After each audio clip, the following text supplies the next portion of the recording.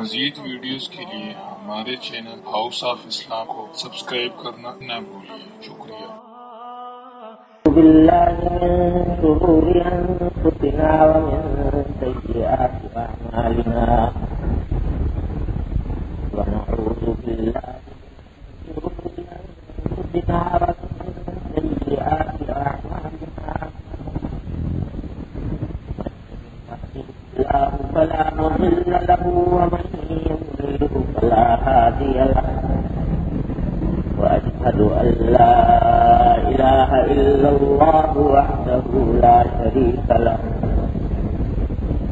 وأشهد أن سيدنا وسندنا ونبينا ومولانا محمدا عبده ورسوله صلى الله تعالى عليه وعلى آله وأصحابه وبارك وسلم تسليما كثيرا كثيرا. أما بعد، عن عبد الله بن مسعود رضي الله تعالى عنه قال: نام رسول الله صلى الله عليه وسلم على حصير فقام وقد أثر في جنبه. قلنا يا رسول الله لو اتخذنا لك وطاء. فقال: ما لي وللدنيا، ما أنا في الدنيا إلا كراكب استظل تحت شجرة ثم راح وتركها. رواه الترمذي وقال حديث حسن صحيح.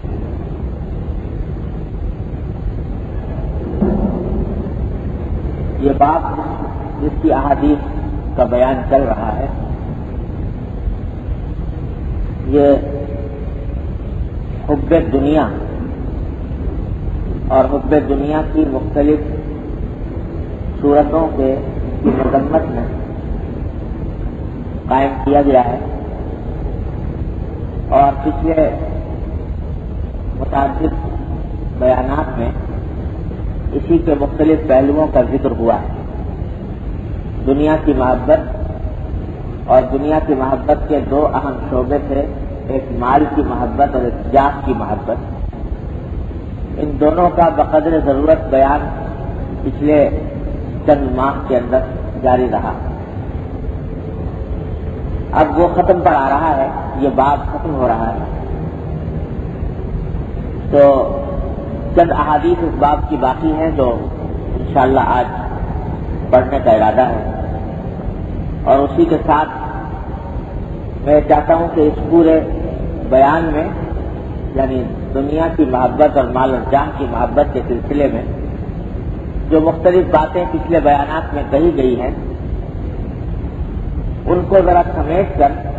اپنے لیے راہ عمل سمجھی جائے اور اپنے آپ کو اس پر آمادہ کیا جائے کہ ہمارے لیے ان بیانات کی روشنی میں کیا راہ عمل ہے۔ اس کے بعد انشاءاللہ دوسرے موضوع کا بیان شروع ہوگا۔ تو اس سلسلے کی یہ حدیثیں ہیں، چند پہلے ان کو معمولی مختصر تشریح کے ساتھ عرض کرتا ہوں، اس کے بعد انشاءاللہ اس موضوع کو سمیٹنے کی کوشش کروں گا۔ یہ حدیث ہے حضرت عبداللہ بن مسعود رضی اللہ تعالیٰ عنہ کی۔ وہ فرماتے ہیں کہ نام رسول اللہ صلی اللہ علیہ وسلم علی حصیر، کہ ایک مرتبہ نبی کریم سرور عالم صلی اللہ علیہ وسلم ایک چٹائی پر سوئے، کھجور کی بنی ہوئی چٹائی تھی،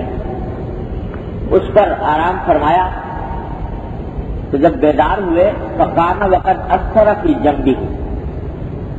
وہ کھجور کی چٹائی ایسی بنی ہوئی تھی کہ جب آپ بیدار ہوئے اور کھڑے ہوئے تو آپ کے پہلو مبارک پر اس چٹائی کے نشانات پڑ گئے اور وہ نظر آنے لگے، جس کے معنی یہ تھے کہ وہ چٹائی سخت ہوگی اور بدن کے لیے آرام دہ نہیں تھی، جس کی وجہ سے پہلو مبارک کے اوپر نشانات پڑ گئے۔ تو حضرت عبداللہ بن مسعود فرماتے ہیں کہ ہم نے عرض کیا کہ یا رسول اللہ لو اتخذنا لک وقاء، یعنی صحابہ کرام کو دیکھ کر دکھ ہوا ہوگا کہ حضرت صلی اللہ علیہ وسلم دونوں جہان کے سردار اور اس کھجور کی چٹائی پر آرام فرما رہے ہیں، اور یہ مبارک جسم، یہ معطر جسم، اس کے اوپر یہ نشان پڑے ہوئے ہیں، تو صحابہ کرام کے دل کو دکھ ہوا۔ تو انہوں نے عرض کیا کہ رسول اللہ اگر آپ اجازت دیں تو ہم آپ کے لیے ایک بستر بنا دیں، یعنی کوئی ایسا نرم و گداز بستر کہ جس کے موجودگی میں یہ نشان آپ کے جسم مبارک پر نہ پڑے، آپ کو تکلیف نہ ہو، آرام پہنچے۔ تو جواب میں فرمایا نبی کریم سرور عالم صلی اللہ علیہ وسلم نے کہ وہ مالی ولی دنیا، کہ مجھے دنیا سے کیا کام، دنیا کے عیش و آرام اور عیش و راحت سے مجھے کیا کام۔ ما انا فی الدنیا الا کراکب استظل تحت شجرۃ ثم راح وترکہ، میری مثال تو ایک ایسے سوار کی ہے، ایک ایسے مسافر کی جو اپنے سفر کے دوران ایک درخت کی چھاؤں میں تھوڑی دیر کے لیے بیٹھ جاتا ہے اور پھر اس کو چھوڑ کر آگے چل دیتا ہے۔ تو میں اس دنیا کو اپنا دارالقرار نہیں سمجھتا، اس کو اپنی آخری منزل مقصود نہیں سمجھتا کہ اس کی راحت و آرام کی فکر میں رہوں کہ زیادہ سے زیادہ راحت مل جائے، زیادہ سے زیادہ آرام مل جائے۔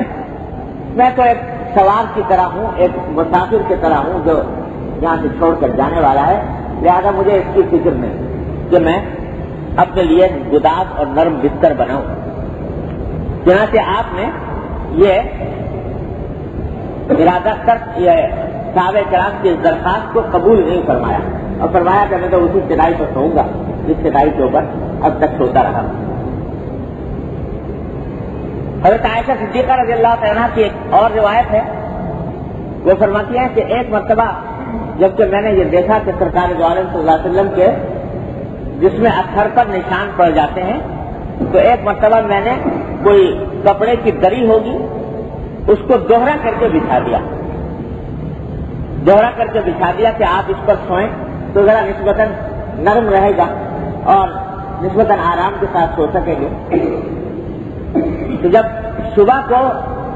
آپ بیدار ہوئے تو آپ نے حضرت عائشہ صدیقہ رضی اللہ تعالیٰ سے فرمایا کہ آج تم نے میرے لیے بستر کو دوہرا کر دیا تھا، اس کی وجہ سے مجھے آرام زیادہ ملا، اور اس کا نتیجہ یہ ہوا کہ میری آخر شب میں جس وقت آنکھ کھلنے کا معمول تھا اس وقت میں میری آنکھ نہیں کھلی، لہذا آئندہ میرے لیے یہ دوہرا مت کرنا بستر، ایک اکیلے بستر کے اوپر میں آئندہ سویا کروں۔ تو یہ سرکار دو عالم صلی اللہ علیہ وسلم کی فکر اور آپ کی اصل خواہش، آپ کے اصل مزاج کو یہ حدیث بیان کر رہی ہے کہ آپ دنیا کی راحت و آرام کی فکر میں زیادہ پڑتے نہیں۔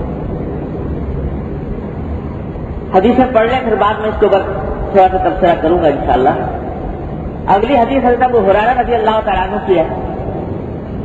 وہ فرماتے ہیں کہ قال قال رسول اللہ صلی اللہ علیہ وسلم يدخل الفقراء الجنة قبل الاغنیاء ب500 عام، جو فقراء یعنی جن کے پاس مال کم ہے وہ لوگ مالداروں کے مقابلے میں 500 سال پہلے جنت میں داخل ہو۔ فقراء اغنیاء کے مقابلے میں 500 سال پہلے جنت میں داخل ہو جائیں گے۔ یہ 500 سال پہلے ہمارے لیے 500 سال جو ہے وہ بڑی زبردست بہت طویل مدت ہے، لیکن آخرت میں جو دن کا حساب ہے تو قرآن میں نہ یومن عند ربک کألف سنۃ مما تعدون، جو وہاں پر ایک دن جو ہے وہ 1000 سال کے برابر ہے۔ تو معنی یہ ہوئے کہ وہ آخرت کے آدھے دن پہلے یعنی 500 سال پہلے فقراء جنت میں چلے جائیں گے۔ کیوں؟ اس لیے کہ جتنا جس کا مال زیادہ ہے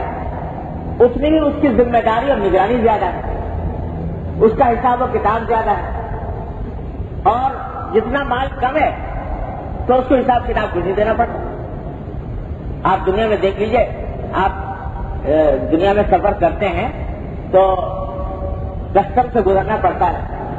ایک آدمی جس کے پاس کچھ ہے ہی نہیں سامان، پوچھا راہی کے سامان نگیرت، لنگک کے در لنگک کے بالا، نہ غمے دودھ نہ غمے کالا. تو جس کے پاس کچھ ہے ہی نہیں اس کو تو کسٹم میں رکنے کی ضرورت نہیں، وہ فوراً نکل جائے. اور جو اپنے ساتھ لاد کر لایا ہے بوریاں، تو وہ اس کو دیر لگے گی. تو نبی کریم سرور دو عالم صلی اللہ علیہ وسلم فرما رہے ہیں کہ آخرت میں چونکہ حساب کتاب کا مرحلہ ہے، اور حساب و کتاب یہ نہ سمجھیے کہ ہم آج بھول گئے کہ ہم نے کیا کیا تھا کیا نہیں کیا تھا. قرآن کریم فرماتا ہے وجدوا ما عملوا حاضرا، جو کچھ عمل کیا تھا ایک ایک پیسے ایک ایک پائی کا وہ سب آنکھوں کے سامنے کھلا ہوا ہوگا. تو ایک ایک پائی کا حساب دینا ہوگا، ایک ایک پیسے کا حساب دینا ہوگا، ایک ایک آنے کا حساب دینا ہوگا. تو اس حساب میں جو لوگ جن کا مال جتنا زیادہ ہے اتنا حساب و کتاب زیادہ ہے، اس واسطے دیر لگے گی. تو چاہے نیک اعمال بھی کیے ہوں اور غلط طریقے سے نہ کمایا ہو، دھوکے نہ دیے ہوں، اطمینان کے ساتھ شریعت کے مطابق کمائی کی ہو، پھر بھی حساب تو دینا ہی دینا ہے. اور جب حساب دینا ہے تو حساب دینے کے اندر دیر لگے گی. اور فقراء جن کے پاس کھائی نہیں کچھ تو وہ جلدی سے نکل جائیں گے. تو فقراء جنت میں اغنیاء کے مقابلے میں 500 سال پہلے داخل ہوں. اور سنیے، حضرت عبداللہ بن عباس اور حضرت عمران بن حسین رضی اللہ تعالی عنہما دونوں صحابہ روایت کرتے ہیں کہ نبی کریم صلی اللہ علیہ وسلم نے فرمایا کہ اطلعت فی الجنت فرأیت اکثر اہلها الفقراء واطلعت فی النار فرأیت اکثر اہلها النساء. فرمایا کہ میں نے جنت میں جھانک کر دیکھا. جب آپ کو معراج پر لے جایا گیا تو اس وقت میں اللہ تبارک و تعالیٰ نے آپ کو ملائے اعلیٰ کی مختلف حصوں کی سیر بھی کرائی. اس میں جنت کا بھی مشاہدہ آپ نے فرمایا اور جہنم کا بھی مشاہدہ فرمایا. تو فرمایا کہ میں نے جنت میں جھانک کر دیکھا فرأیت اکثر اہلها الفقراء، تو میں نے دیکھا کہ اکثر جنت کے باشندے فقراء ہیں، جن کے پاس دنیا میں مال کم تھا، جن کی حیثیت بظاہر کم نظر آتی تھی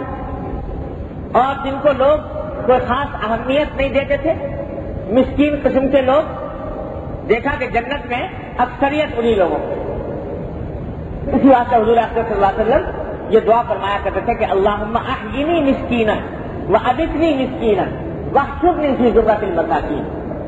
کہ اللہ مسکین بن کر مجھے زندہ رکھیے، مسکین کی حالت میں میرا انتقال ہو اور حشر بھی میرا مسکینوں کے ساتھ.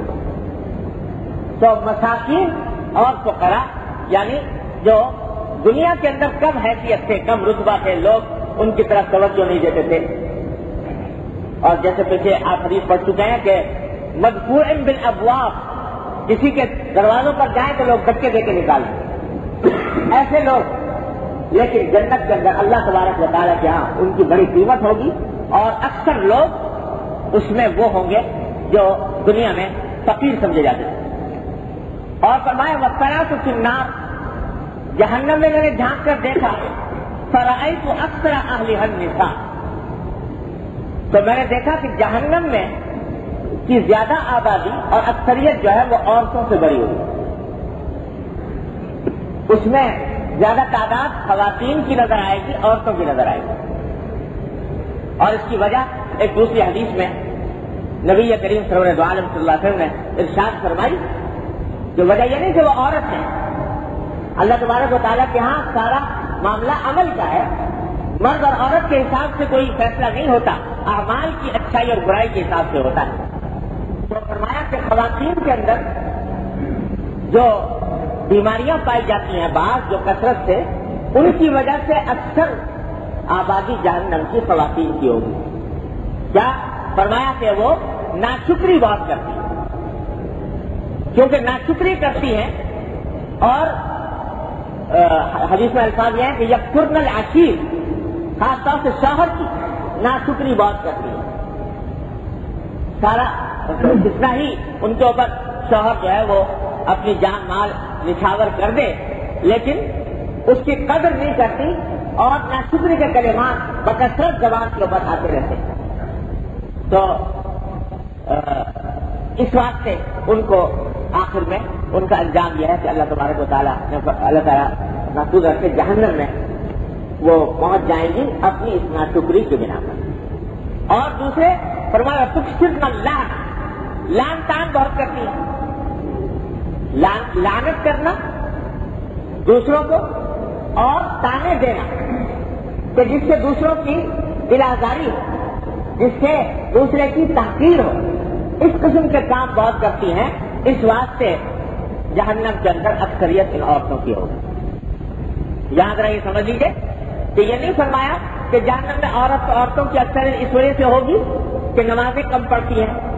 روزے کم رکھتی ہیں، ذکر تسبیح کم کرتی ہیں. عبادات کا اس مرحلے پر ذکر نہیں فرمایا. ذکر فرمایا ان باتوں کا جن کا تعلق حقوق العباد سے ہے کہ لعنت زیادہ کرتی ہے، تانے زیادہ دیتی ہیں، دلآزاری کرتی ہے، ناشکری کرتی ہے. تو اس وجہ سے ان کو جہنم میں زیادہ وہ داخل ہو. تو یہاں پر بھی اسی کو نبی کریم صلی اللہ علیہ وسلم نے دہرایا کہ میں نے اکثر آبادی جہنم کی عورتوں پر مشتمل دیکھی. آگے حدیث ہے حضرت اسامہ بن زید رضی اللہ تعالیٰ عنہ کی. وہ بھی فرماتے ہیں کہ قال عن النبی صلی اللہ علیہ وسلم قال قمت على باب الجنہ فكان عامة من دخلها المساکین واصحاب الجد محبوسون غیر ان اصحاب النار قد امر بهم الى النار. فرمایا کہ میں جنت کے دروازے پر کھڑے ہو کر میں نے دیکھا تو دیکھا کہ اس میں اکثریت داخل ہونے والوں کی مسکین قسم کے لوگ اور اصحاب الجد محبوسون، اور جن کو دنیا میں بڑا خوش قسمت سمجھا جاتا تھا، خوشحال بہت تھے، مال دولت بہت تھا، عزت شہرت بہت تھی، روپیہ پیسہ بہت تھا، منصب اور جاہ اور عزت دنیا کے اندر بہت تھی. ان کو دیکھا کہ وہاں پر لائنیں لگی کھڑی ہیں دروازے پر، رکے ہوئے اصحاب الجد محبوسون دروازے پر ان کا وہ روکے ہوئے ہیں. رکے ہوئے اسی وجہ سے ہے کہ حساب و کتاب دینا پڑ رہا ہے اپنی ساری نعمتوں کا جو حاصل. غیر ان اصحاب النار قد امر بهم الى النار، البتہ جو جہنمی تھے ان کو جہنم کی طرف بھیج دیا گیا. تو اس حدیث میں بھی یہی تبدیل فرمائی کہ یہ مال و دولت اور یہ عزت اور جاہ اور شہرت، یہ ساری کی ساری چیزیں بالآخر جہنم اللہ بچائے جنت سے میں داخل ہونے میں رکاوٹ ہوتی ہیں، تاخیر کا سبب بنتی ہے. آخری حدیث باب کی ہے عن ابی ہریرہ رضی اللہ تعالی عنہ عن النبی صلی اللہ علیہ وسلم قال اصدق کلمۃ قالها شاعر کلمۃ لبیب علی کل شیء ما قال اللہ باطل. حضرت ابو ہریرہ روایت کرتے ہیں رضی اللہ تعالی عنہ کہ نبی کریم صلی اللہ علیہ وسلم نے فرمایا کہ کسی شاعر نے دنیا میں جتنے شعر کہے ان میں سب سے سچا شعر اور سب سے سچی بات جو کسی شاعر نے کبھی کہی ہے وہ لبید کا ایک مصرع ہے. یہ لبید ایک شاعر تھا زمانہ جاہلیت میں اور اس کے اشعار نبی کریم صلی اللہ علیہ وسلم کو بہت پسند. آپ سنا بھی کرتے تھے، صحابہ کرام سے فرمائش کرتے کہ بھائی اس کے اشعار سناؤ کیونکہ بڑی حکمت کے اشعار کہتا ہے. اور کہتے ہیں کہ یہ موحد تھا، توحید پر ایمان رکھتا تھا.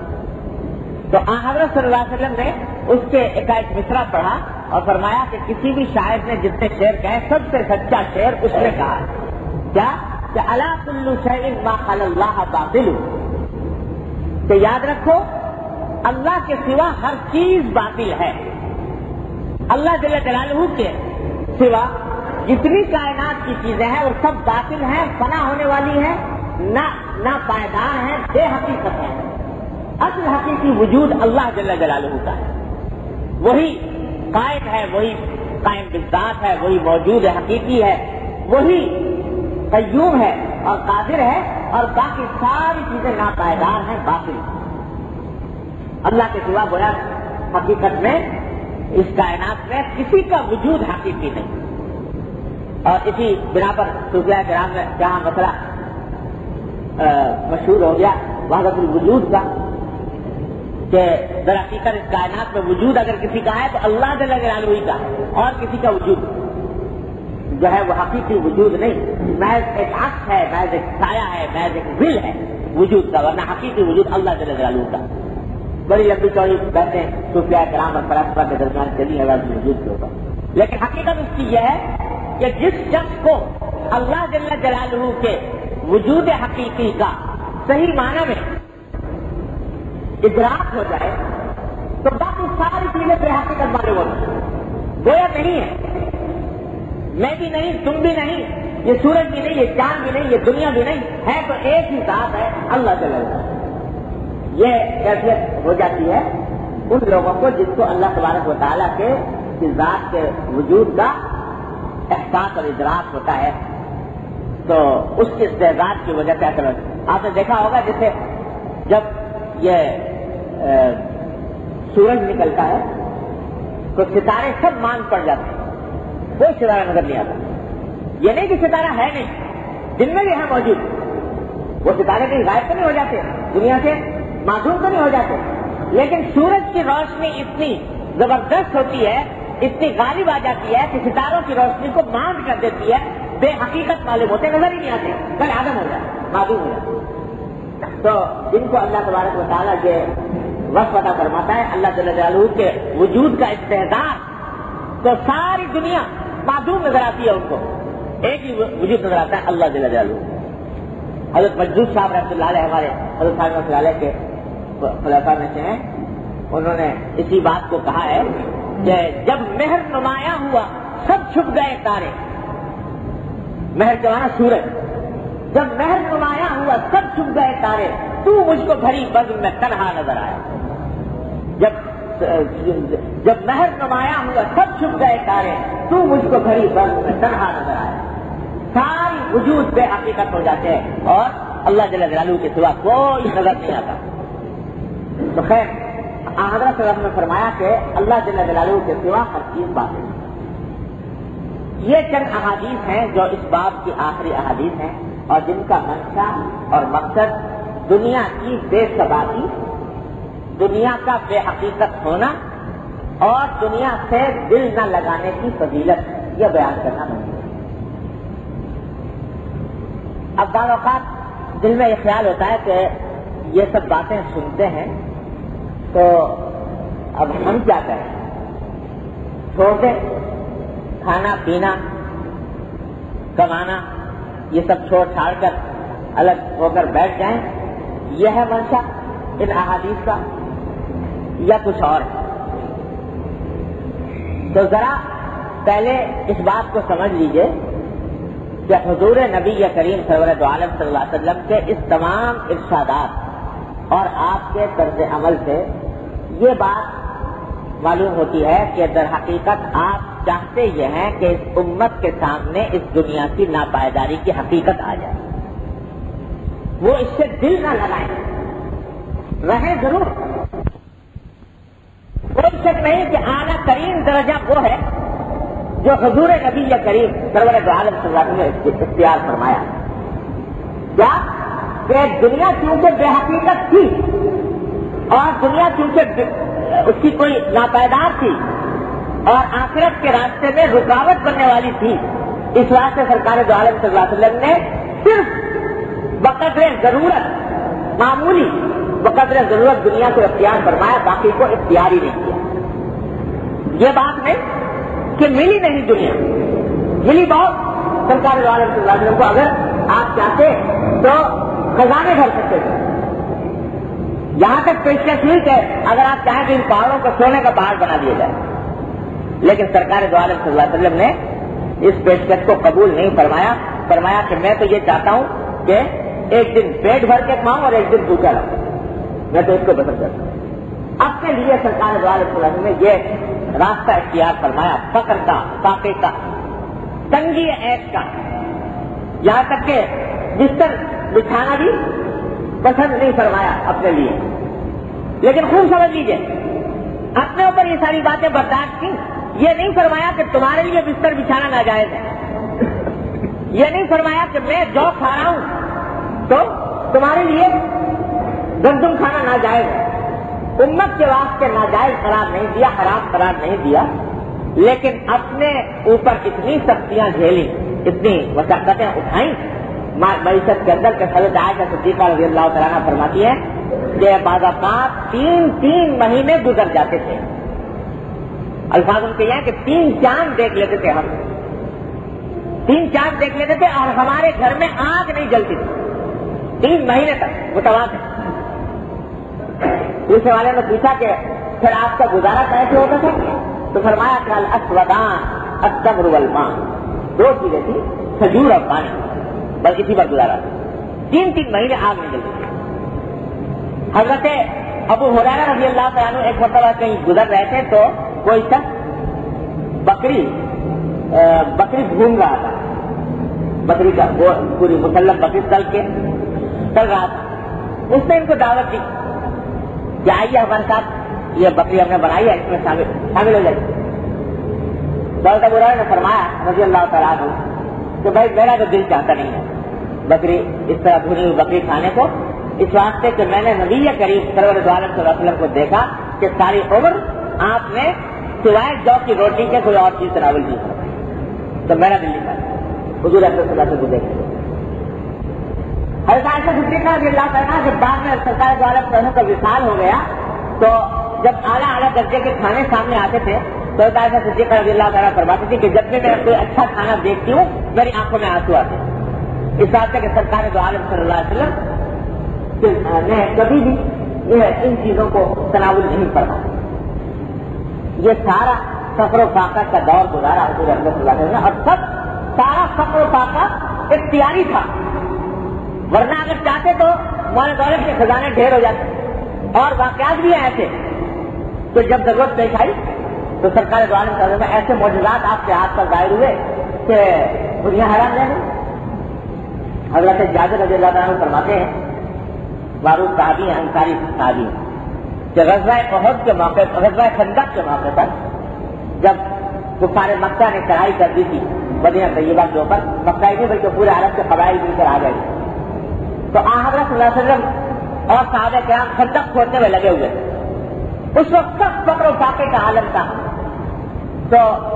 ایک صحابی بھوک کی شدت میں پیٹ پر پتھر باندھے ہوئے تھے، تو حضور اکرم صلی اللہ علیہ وسلم کی خدمت میں حاضر ہوئے، جا کر عرض کیا کہ رسول اللہ بھوک کی شدت ہے، دیکھیے پیٹ پر پتھر باندھا ہوا ہے۔ تو حضرت صلی اللہ علیہ وسلم نے اپنے بدن مبارک سے کپڑا اٹھا کر دکھایا تو اس پر 2 پتھر بندے ہوئے، اس میں پتہ نہیں کتنے وقت کے فاقے گزرے۔ تو حضرت جابر کہتے ہیں رضی اللہ تعالیٰ عنہ کہ میں نے ایک دن دیکھا کہ سرکار دو عالم صلی اللہ علیہ وسلم کے چہرے انور پر بھوک کی شدت کے آثار تھے اور مجھ سے دیکھ کر رہا نہ گیا، تو میں فوراً وہاں سے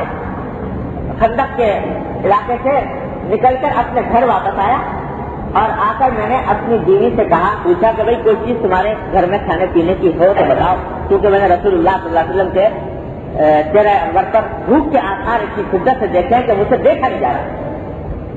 تو اگر کچھ ہو تو بتاؤ۔ بیوی نے کہا کہ تھوڑا سا وہ کچھ رکھا ہے جو، اس کو میں پیس کر روٹی بنا لوں گی اور کچھ تھوڑا سا سالن پکا لوں گی، تو آپ ایسا کریں کہ سرکار دو عالم صلی اللہ علیہ وسلم کی خدمت میں جا کر عرض کر دیں چپکے سے کہ آپ برائے کرم تشریف لائیں، آپ کے ساتھ 1-2 آدمی بھی اگر کوئی آ جائے تو کبھی کوئی حرج نہیں، ہم اس کی بھی ضیافت کر دیں گے اور آپ کی کم از کم بھوک کا جو یہ عالم ہے یہ دور ہو جائے گا۔ لیکن ساتھ میں چلتے چلتے بیوی نے تاکید کر دی کہ ایسا نہ ہو کہ آپ مجمع میں جا کر کہہ دیں حضور سے اور سب کے بہت سے لوگ آ جائیں۔ اعلیٰ ترین درجہ وہ ہے جو حضور نبی کریم سرور دو عالم صلی اللہ علیہ وسلم نے اختیار فرمایا، کیا کہ دنیا چونکہ بے حقیقت تھی اور دنیا چونکہ اس کی کوئی ناپائیدار تھی اور آخرت کے راستے میں رکاوٹ بننے والی تھی، اس واسطے سرکار دو عالم صلی اللہ علیہ وسلم نے صرف بقدر ضرورت، معمولی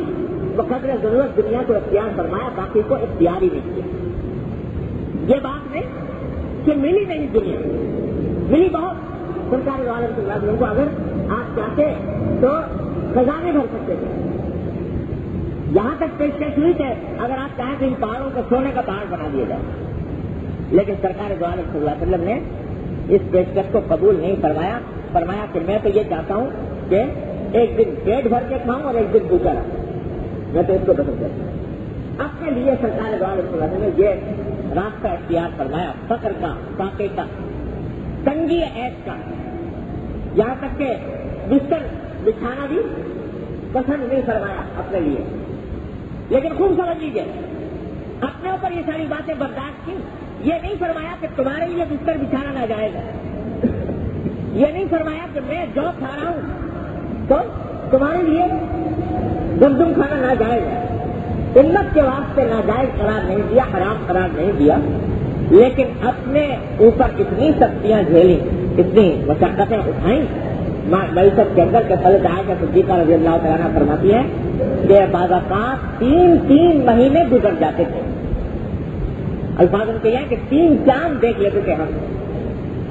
3 چاند دیکھ لیتے تھے اور ہمارے گھر میں آگ نہیں جلتی تھی 3 مہینے تک متواتر. دوسرے والے نے پوچھا کہ پھر آپ کا گزارا کیسے ہوتا تھا؟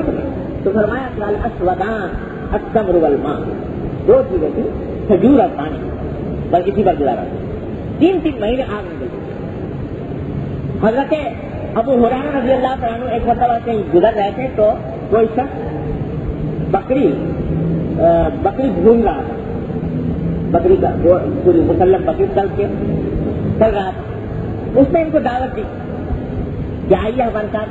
یہ بکری ہم نے بنائی ہے، اس میں شامل ہو جائے.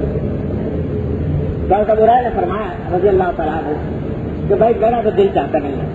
بکری اس طرح بھنی ہوئی بکری کھانے کو، اس واسطے کہ میں نے نبی کریم سرور دو عالم صلی اللہ علیہ وسلم کو دیکھا کہ ساری عمر آپ نے سوائے جو کی روٹی کے کوئی اور چیز تناول کی، تو میرا دل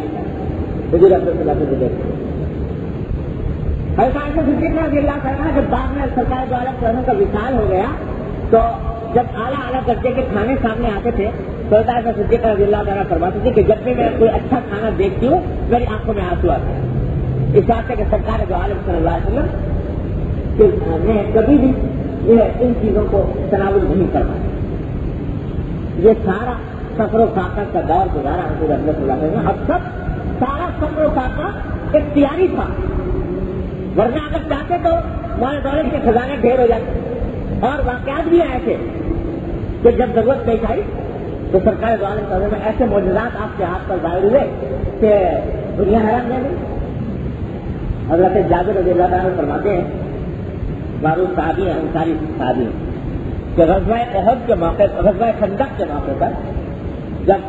کفار مکہ نے چڑھائی کر دی تھی مدینہ طیبہ کے اوپر، مکہ ہی نہیں بلکہ پورے عرب کے قبائل مل کر آ گئے، تو حضرت صلی اللہ علیہ وسلم اور صحابہ کرام خندق کھودنے میں لگے ہوئے تھے. اس وقت سب فقر و فاقے کا عالم تھا. تو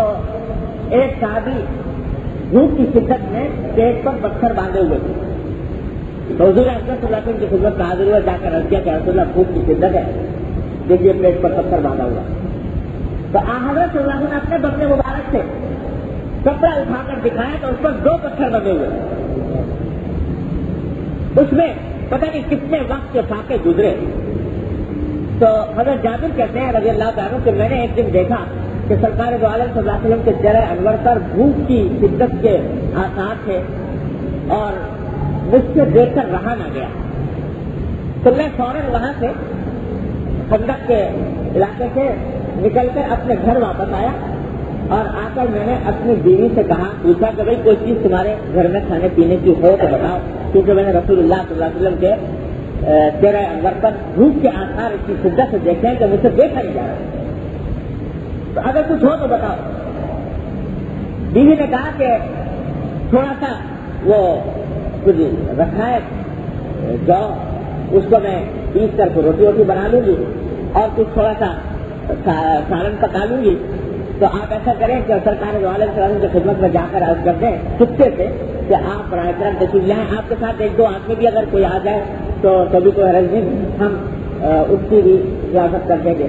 اور آپ کی کم از کم بھوک کا جو یہ عالم ہے یہ دور ہو جائے گا. لیکن ساتھ میں چلتے چلتے بیوی نے تاکید کر دی کہ ایسا نہ ہو کہ آپ مجمع میں جا کر کہہ دیں حضور سے اور سب کے بہت سے لوگ آ گئے تو اتنا نہیں ہے کھانے کے لیے، تھوڑا سا ہے تو حضور صلی اللہ علیہ وسلم تشریف جائیں، آپ کے ساتھ 2-3 آدمی آ جائیں۔ انہوں نے جا کر جابر نے چپکے سے سرکار دو عالم صلی اللہ علیہ وسلم کے کان میں جا کر کہا کہ رسول اللہ ایسا ہے میرے گھر میں بیوی نے کچھ تھوڑا سا کھانا بنایا ہے، تو آپ اور آپ کے ساتھ 2-1 آدمی اور اگر تشریف لے چلے تو ہمارے لیے بھائی سے عزت ہوگا۔ بس احمد صاحب نے جب یہ بات سنی تو آپ نے اعلان کروا دیا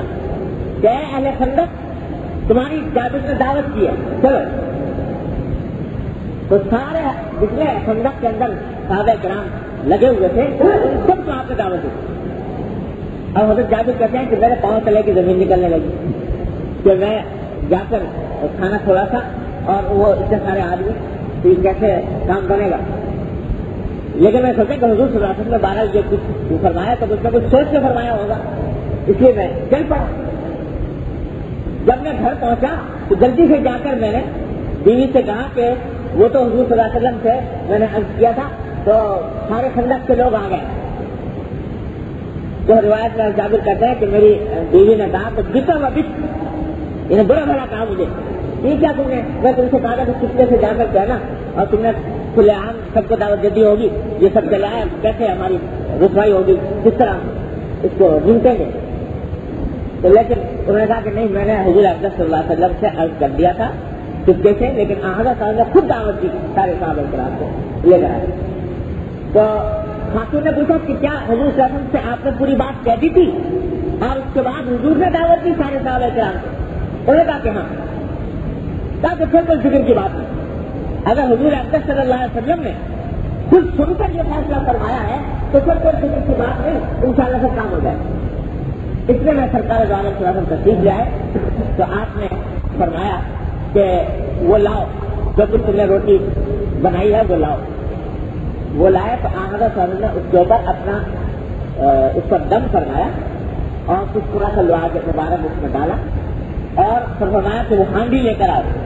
جو ہانڈی میں سالن پکا رہے، جو ہانڈی لائی گئی سرکار دو عالم صاحب نے اس پر بھی دم فرمایا اور کچھ لوہا اس میں سبکایا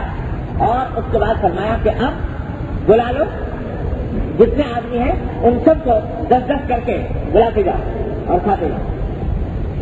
بہت زیادہ فرماتے ہیں کہ وہ تھوڑا سا کھانا تھا، تھوڑی چند روٹیاں تھیں اور ہانڈی تھوڑے سے سالن کے اوپر مشتمل تھی، وہ لائی گئی اور 10-10 آدمی بلائے جاتے رہے، ان میں سے ہر ایک شخص نے خیر ہو کر کھایا خوب، اور یہاں تک کہ کل 1000 آدمیوں کے لیے وہ کھانا کھاتے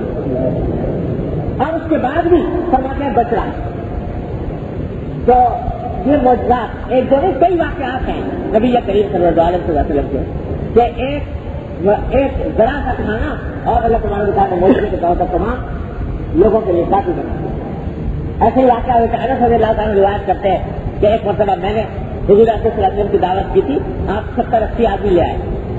اور 70-80 آدمیوں کو ہم نے کھانا کھلایا تو ہمارا تھوڑا سا کھانا 70-80 آدمیوں کو بس کے لیے کافی ہو گئی۔ تو یہ نہیں تھا کہ اگر آپ چاہتے تو پیٹ بھر کر کھانا میسر نہ آتا یا یہ مال دولت کی دنیا میسر نہ آتی، لیکن آپ نے اختیار یہ کیا۔ اختیار کیوں کیا؟ اختیار اس لیے کیا جو ابھی بتایا کہ چاہے آدمی دولت مند ہو کر شریعت کے مطابق چلے تب بھی گناہ تو نہیں ہوگا، دوزخ میں تو نہیں جائے گا، لیکن جنت میں پہنچنے میں دیر ضرور لگے گا، حساب کتاب دے۔ تو آپ نے فرمایا کون اس خطرات میں کرے؟ اس دنیا کی حقیقت کو یہ بے حقیقت دنیا ہے اور چند دن کی ہے، نہ جانے کتنے دن کی ہے، ختم ہو جائے گی۔ اس تکلیف کے مقابلے میں وہ تکلیف سے جنت کے دروازے پر رکے ہوئے کھڑے ہیں، داخلہ نہیں ہو رہا، وہ چونکہ آنکھوں کے سامنے تھی، اس واسطے سرکار دو عالم صلی اللہ علیہ وسلم نے اس کو پسند نہیں فرمایا۔ ایک تو اس وجہ، دوسرے اس وجہ سے کہ یہ امت جو آنے والی تھی، یہ بڑی غور کرنے کی بات ہے، یہ امت جو آنے والی تھی یہ ساری کی ساری دولت مند تو نہیں ہوتی، اس میں فقراء بے شمار ہوں گے۔ اگر سرکار دو عالم صلی اللہ علیہ وسلم فقر و فاقے کو اختیار نہ فرماتے، اگر آپ اس تنگستی کو اختیار نہ فرماتے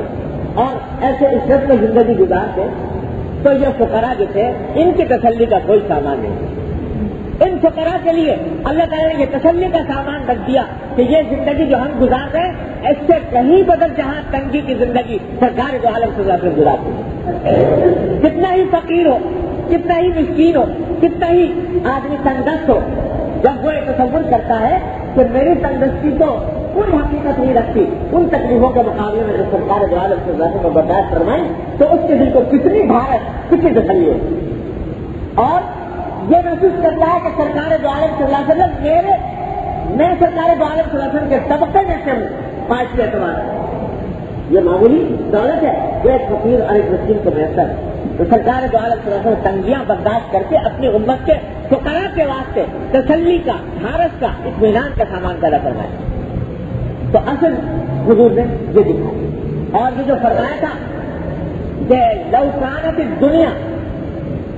تعدل عند اللہ جناح بعوضۃ ما سقى کافرا منها شربا، کہ اگر یہ دنیا ایک مچھر کے پر کے برابر بھی ہوتی تو اللہ تعالیٰ کسی کافر کو اس دنیا کا ایک پانی کا گھونٹ بھی نہ دیتا، یعنی مچھر کے پر سے زیادہ بے حقیقت ہے۔ اس کو آپ نے اپنے عمل سے کر کے دکھا دیا کہ اتنی بے حقیقت، مچھر کے پر سے زیادہ بے حقیقت مجھے نہیں چاہیے، مجھے یہ چٹائی کے اوپر سونا اور اس کے جسم کے اوپر اس کے نشان پڑ جانا یہ زیادہ پسند ہے، بڑی بڑی کے میرے لیے گدریلا بستر لگایا گیا۔ اب جب یہ مثال قائم فرما دی سرکار دوارا۔ تیسری بات یہ کہ اس میں اگر دنیا کے اندر آدمی کو جتنی راحت، جتنی دولت، جتنی عیش و عشرت میسر ہو اتنی ہی ذمہ داریاں بڑھتی ہیں۔ ایسا نہ ہو کہ ناشکری ہو جائے، ایسا نہ ہو کہ ان نعمتوں کا غلط استعمال ہو جائے، اور اس ذمہ داریوں کے نتیجے میں آدمی کے اوپر ہر وقت ایک خطرے کا انسان کی بات ہے۔ آپ کو پہلے بھی حدیث سنائی تھی کہ سرکار دو عالم صلی اللہ علیہ وسلم ایک مرتبہ حضرت صدیق اکبر حضرت عمر کے ساتھ بھوک کے عالم میں تشریف لے گئے ایک انصاری صحابی کے باغ میں، تو وہاں انہوں نے کچھ تھوڑا سا گوشت کھلایا، کچھ کھجوریں کھلائی، پانی پلایا ٹھنڈا، اور درخت کے سائے میں آپ بیٹھے، تو آپ نے اسی وقت کرنے کے یہ سب کرنے کے بعد حضرت صدیق اکبر حضرت عمر سے خطاب کر کے فرمایا کہ یہ وہ نعمت ہے جس سے آخرت کے اندر سوال ہوگا۔ یہ نعمت جو تمہیں ملی ہے، ٹھنڈا پانی، گوشت، کھجور اور یہ سایہ، ٹھنڈا سایہ، یہ آخرت میں تم سے اس کے بارے میں سوال کیا گا۔ تو اس لیے آپ نے اپنے لیے تو یہ طریقہ اختیار فرمایا۔ صحابہ کرام کی تربیت بھی اس طرح فرمائی کہ ان کے دل میں دنیا کی کوئی حقیقت نہیں۔ حضرت عبادہ بن صامت رضی اللہ تعالیٰ عنہ مشہور صحابی ہیں، وہ جب مصر یا شام کون سے علاقے کو فتح کرنے کے لیے گئے تو وہاں کے جو حاکم تھا اس نے پیشکش کی حضرت عبادہ بن صامت رضی اللہ تعالیٰ عنہ کو کہ آپ ایسا کریں کہ ہم آپ کو اتنا سونا، اتنی چاندی، اتنا کچھ دینے کو تیار ہیں اور آپ واپس لوٹ جائیں۔ تو اس کے بارے میں حضرت عبادہ بن صامت نے جواب دیا، تو جواب یہ دیا کہ ہم غلام ہیں محمد رسول اللہ صلی اللہ علیہ وسلم، اور آپ نے ہماری تربیت اس طرح فرمائی ہے کہ ہم میں سے ہر شخص شہادت کا طلبگار ہے، اور دنیا کی طرف اس کو چندہ التفات نہیں، ہمارے لیے بس اتنا کافی ہے کہ ہمیں چند چھوٹے ٹکڑے بھی اگر مل جائیں جو ہماری زندگی کو برقرار رکھیں تو ہمارے لیے کافی ہے، اس سے زیادہ کہ ہمیں حاجت اور طلب نہیں ہے۔ صحابہ کرام کی ذہنیت بھی اسی طرح کی بنا ہے۔ لیکن یہ سارا کچھ کرنے کے بعد یہ سب تک دیکھیے نبی کریم صلی اللہ علیہ وسلم کی کہ یہ سب کچھ کرنے کے بعد اپنے لیے تنظیم بدام کرنے کے بعد امت کے لیے فرض یہ نہیں کیا کہ تم فقیر فاقی میں رہو، امت کے راستے کھول دیے کہ مباحات کا ایک طویل دائرہ ہے تمہارے پاس، تمہارے لیے کسب معاش بھی حلال ہے، مال و دولت بھی حلال ہے اگر جائز طریقے سے اختیار کر رہے ہو، دنیا کے اسباب بھی حلال ہیں، لیکن ذرا اس بات کا خیال رکھو کہ اصل چیز تمہاری یہ دنیا یہ مقصد نہ ہونی چاہیے۔ پیغام یہ دیا کہ یہ دنیا تمہارے لیے ہے، تم دنیا کے لیے نہیں ہو، یہ دنیا تمہارے لیے بنائی اللہ تبارک و تعالیٰ نے، یہ آسمان، یہ زمین، یہ پہاڑ، یہ دریا، یہ سمندر، یہ ہوائیں، یہ بادل، یہ بارشیں، یہ سب کچھ تمہارے لیے پیدا کی، هو الذی خلق لکم ما فی الارض جمیعا، تمہارے لیے، لیکن تم دنیا کے لیے پیدا نہیں کیے گئے، تم کسی اور کے لیے پیدا کیا گیا، تم بندے ہو اللہ کے، اس واسطے ان سب دنیا کی چیزوں کو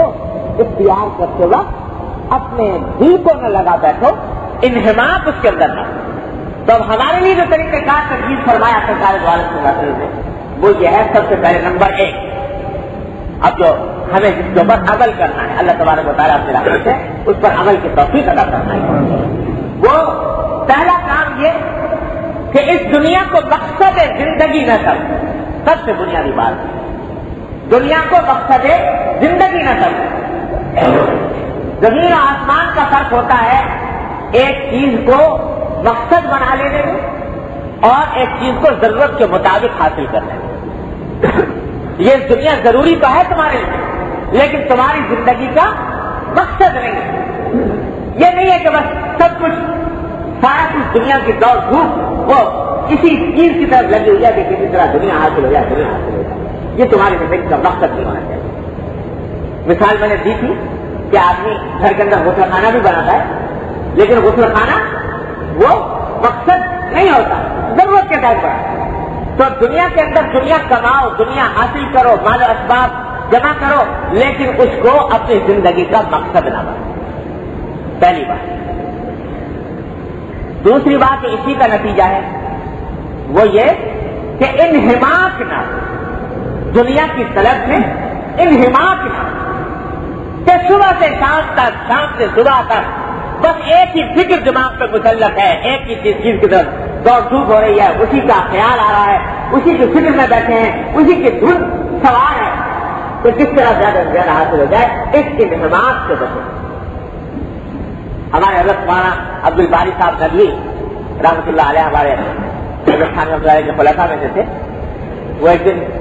ہمارے یہاں واز فرما رہے تھے تو بڑی اچھی بات انہوں نے فرمائی کہ آج ہمارا حال یہ ہو گیا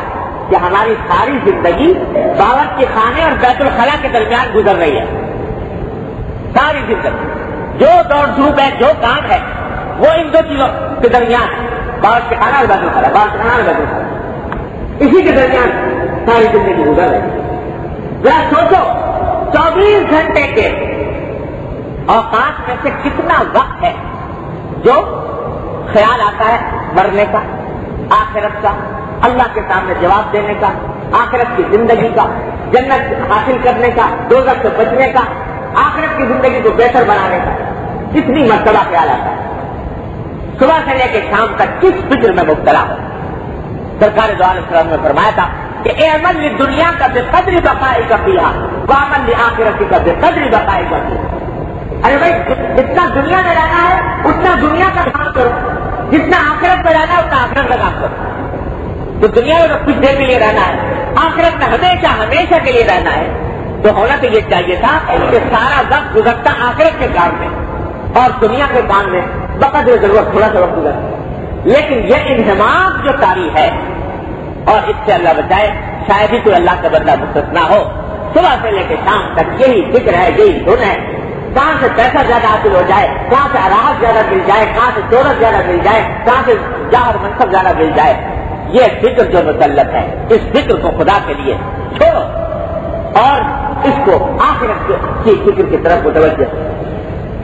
انہماک اور اس کا طریقہ جو بتایا سرکار دو عالم صلی اللہ علیہ وسلم نے ہمیں آپ کو، وہ یہ بتایا کہ اجملوا فی الطلب وتوکلوا علیہ، کہ جائز تو ہے تمہارے لیے، مال بھی کمانا جائز طریقے سے، یہ سب جائز ہے تمہارے لیے، لیکن جس طرح کے اجملوا فی الطلب، طلب میں اجمال سے کام لو، یعنی معمولی مناسب طریقے پر جتنی جد و جہد ہو سکتی ہے وہ کر لو، اپنے مال کی جتنی جد و جہد مناسب معتدل انداز میں کر سکتے ہو وہ کر لو، اور پھر آگے اللہ پر بھروسہ کرو۔ یہ نہ اس فکر میں نہ ہو کہ ہمیشہ 100 کے 1000 ہو جائیں، 1000 کے لاکھ ہو جائیں، لاکھ کے 10 لاکھ ہو جائیں اور 10 لاکھ کے کروڑ ہو جائیں۔ اس فکر میں اپنے آپ کو بھلاؤ نہیں، اس فکر کے اندر اپنے آپ کو مبتلا نہ کرو، نہ رکھو، بلکہ قناعت کو اپناؤ اور معمولی مناسب معتدل انداز میں جتنی اللہ تبارک و تعالیٰ دے رہے اس کے اوپر قناعت کرو اور اسی حد تک اپنے آپ کو محدود رکھو، زیادہ کی فکر نہ کرو۔ ارے بھائی ساری بات اصل میں یہ ہے کہ ہمارے آنکھوں پر پردے پڑے، غفلت کے ایجادات پڑے، آخرت کی زندگی سامنے نہیں، آخرت کی زندگی کا تصور نہیں آتا، اس واسطے دن رات منہمک ہے اسی میں۔ اللہ تبارک و تعالیٰ اگر وہ اس کا کچھ احساس پیدا فرما دے تو آدمی یہ سمجھے کہ میں کیا کر رہا ہوں، یعنی جیسے ہیرے بیچ کر پتھر اور کنکر خرید رہا ہو، اپنے آفات کو سارے اس طرف لگا رہا ہو، تو وہ جیسے بیوقوف ہے، احمق ہے، اس فکر میں پڑا ہوا ہے۔ ایسا ہی ہم لوگ ہیں کہ ان چکروں میں پڑے ہوئے ہیں، آخرت کی فکر سے غافل ہیں۔ وہ بہادر صاحب ظفر مرحوم نے فرمایا، اللہ تعالیٰ اپنے رحمت سے وہ حال ہمارا پیدا فرما دے کہ یہ کہاں کا فسان ہے سود و زیاں، جو گیا تو گیا، جو ملا تو ملا۔ یہ کہاں کا فسان ہے سود و زیاں، جو گیا تو گیا، جو ملا تو ملا۔ کہو دل سے کہ فرصت عمر ہے کم، جو دلا تو خدا ہی کی یاد دلا۔ اللہ تبارک و تعالیٰ وہ حال پیدا فرما۔ یہ تو دن رات اس میں وقت ہے کہ ہائے میں میرا فلاں چیز جاتی رہی، ہائے میرا فلاں منصب رہ گیا، اتنے 1000 روپے مل جاتے وہ چھوٹ گئے، اور 1000 لاکھ مل جاتے وہ چھوٹ گئے۔ ارے بھائی کس فکر میں پڑے، خدا جانے کس دن آنکھ بند ہو جائے کہ سب لاکھ کروڑ چھوڑ کے چلے جاؤ، جس دن آنکھ بند ہو جائے تو سب کھڑا رہ جائے گا یہیں پر۔ کچھ آخرت کی فکر کرو، اس انہماک جو پیغام ہمارے لیے ہے کہ یہ دنیا میں رہو لیکن انہماک نہ کرو۔ تو دوسری بات، پہلی بات مقصد زندگی نہ بناؤ، نمبر 2 دوسری کا ایک شعبہ یہ ہے کہ انہماک سے بچو۔ تیسرا یہ جس کو فرمایا حدیث میں نبی کریم صلی اللہ علیہ وسلم کہ لا، اللہ تبارک و تعالیٰ نے رزق تمہارا لکھ دیا ہے، جس دن پیدا ہو رہے تھے اس سے بھی بہت پہلے لکھ دیا ہے کہ اتنا رزق تمہیں ملنا ہے، وہ تو تمہیں مل کر رہے گا۔ اب اگر کبھی دیر ہو رہی ہو تو حضور فرماتے ہیں صلی اللہ علیہ وسلم، اگر کبھی دیر لگ رہی ہو تو اس دیر کی وجہ سے اس رزق کو حرام طریقے سے حاصل کرنے کی فکر نہ کریں، حرام طریقے سے حاصل کرنے کی ناجائز طریقے سے سوچ لو، اس بات کا عزم کر لو، تہیہ کر لو کہ ایک پیسہ حرام کا استعمال نہیں کرو، اپنے گھر میں ایک پیسہ حرام کا داخل ہونے نہیں دوں گا۔ لاکھوں بھی کروڑوں بھی مل جائیں حرام کے تو یاد رکھو بے حقیقت ہے، سوائے دنیا اور آخرت کی تباہی کے اور ان کا کوئی مصرف نہیں، کوئی فائدہ نہیں۔ ایک پیسہ حلال روٹی کا مل جائے تو وہ مدد جہاں بنی مدد لاکھوں سے کروڑوں سے جو حرام طریقے سے مل رہے ہیں، تو حرام اور حلال کی فکر پیدا کر۔ نمبر 3 اور چوتھی بات یہ ہے بھائی، جس سے اس دنیا کی محبت واقعی کم ہوتی ہے کہ جب اللہ تبارک و تعالیٰ دنیا کی کوئی نعمت عطا فرما دے، ان 3 شرائط کے ساتھ مقصد نہیں بنایا تھا، انحصار نہیں کیا تھا، حرام طریقے سے نہیں کیا تھا،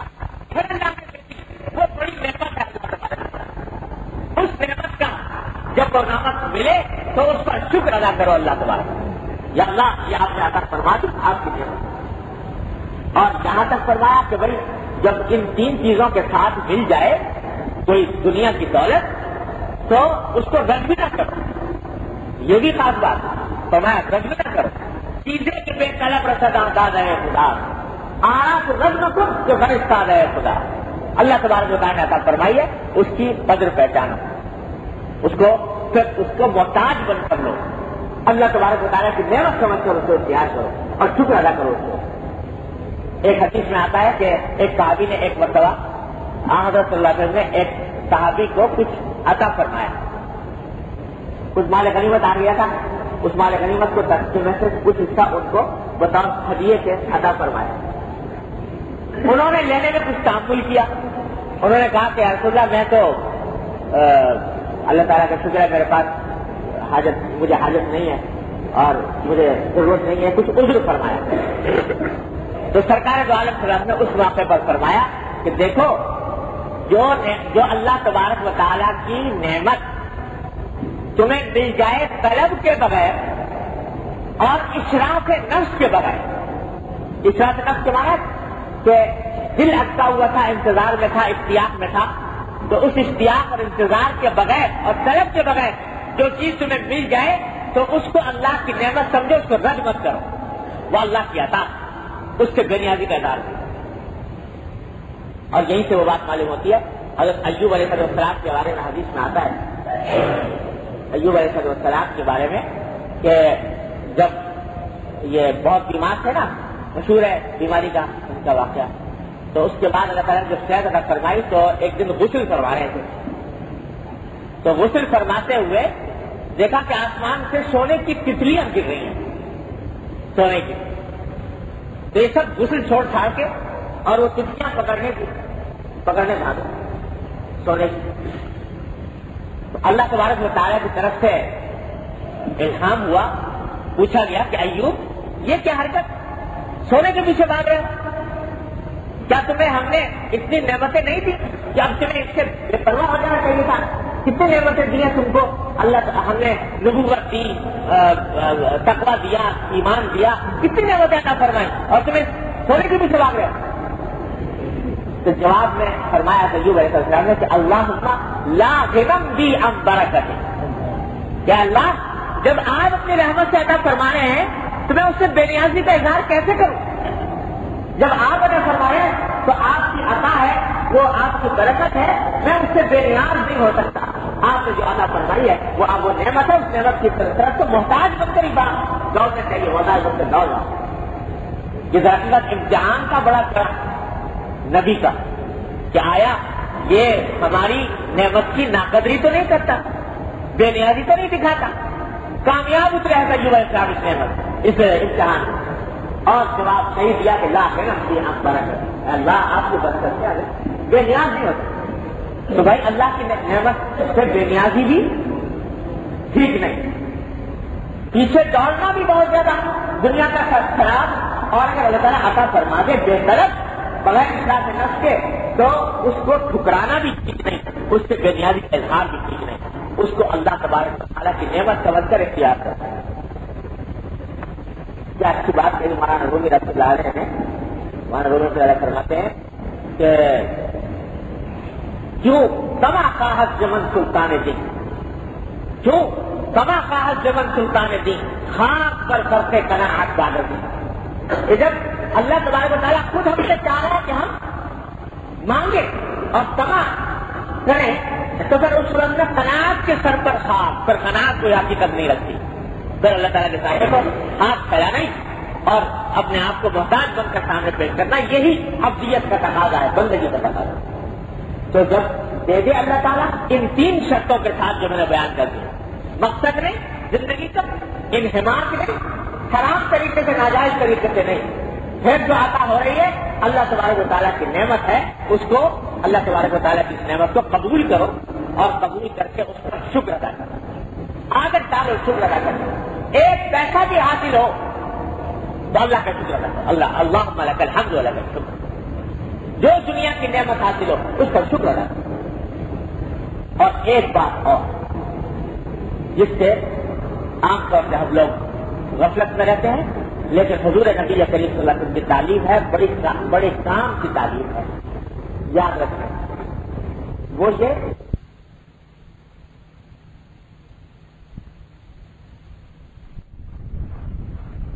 بسم اللہ الرحمن الرحیم۔ سامعین السلام علیکم ورحمۃ اللہ وبرکاتہ۔ یہ سی ڈی آپ کی خدمت میں شعبہ دارالاشاعت کراچی کی جانب سے پیش کی جا رہی ہے۔ ملنے کا پتہ دارالاشاعت اردو بازار کراچی پاکستان، ای میل اشاعت@digicom.net.pk۔